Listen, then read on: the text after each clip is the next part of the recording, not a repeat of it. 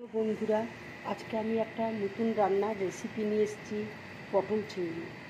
আলুকে ভাপ দিয়ে সেদ্ধ করে ভেজে নিয়েছি, পটলকে ভেজে নিয়েছি, চিংড়ি মাছকে ভেজে নিয়েছি। মশলার জন্য আমি পেঁয়াজ, লঙ্কা, জিরে, আদা, গোটা গরম মশলা, কাজু, কিশমিশ, টমেটো এগুলিকে সব একসাথে বেটে নেব। এটা দেখো গরম হয়ে গেছে। এবার আমি চিনি দিয়ে দিচ্ছি একটু। চিনিটা ব্রাউন কালার হলে আমি তেজপাতা দিয়ে দেবো। দেখো ব্রাউন কালার হয়ে গেছে। এবার আমি মশলাটা দিয়ে দিচ্ছি।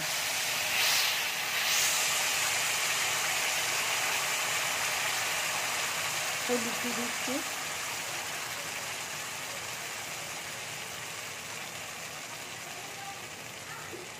একটুখানি জল দিয়ে দিচ্ছি।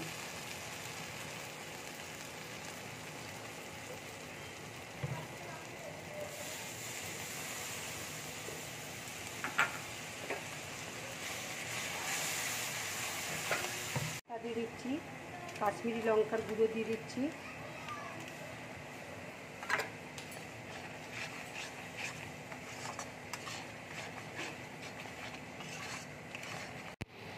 এবার আমি একটু নুন দিয়ে দিচ্ছি, দিয়ে মশলাটাকে ভালো করে কষিয়ে নেব। এবার আমি আলুটা দিয়ে দিচ্ছি, ভালো করে কষিয়ে নেব আলুটাকে।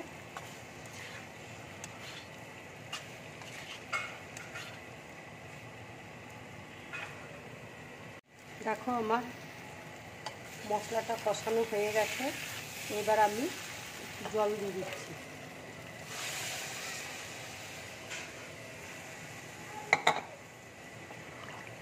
ঝোলটা ফুটে উঠলে তবে আমি পটলটা আর চিংড়িটা দিয়ে দেবো। এবার আমি চিংড়ি মাছটা দিয়ে দিচ্ছি। চিংড়ি মাছটা দিয়ে একটু ফুটলে আমি পটলটা দিয়ে দেবো।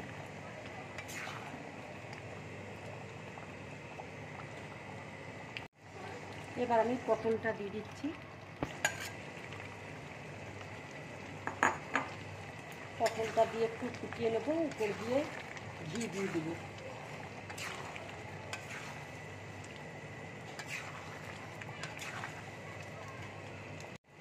রান্নাটা দেখো আমার হয়ে গেছে। এবার আমি উপর থেকে একটু ঘি দিয়ে দিচ্ছি।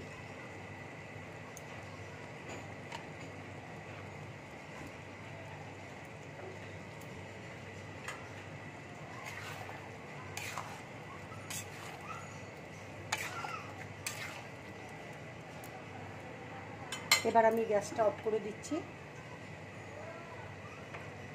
এবার একটা বাটির মধ্যে আমি ঢেলে নিচ্ছি।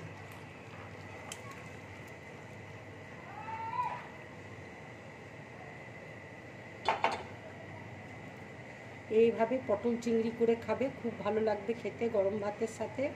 যদি আমার রান্নাটা ভালো লাগে লাইক করবে, শেয়ার করবে আর ড্রিম ব্লগ চ্যানেলটাকে সাবস্ক্রাইব করবে। নমস্কার।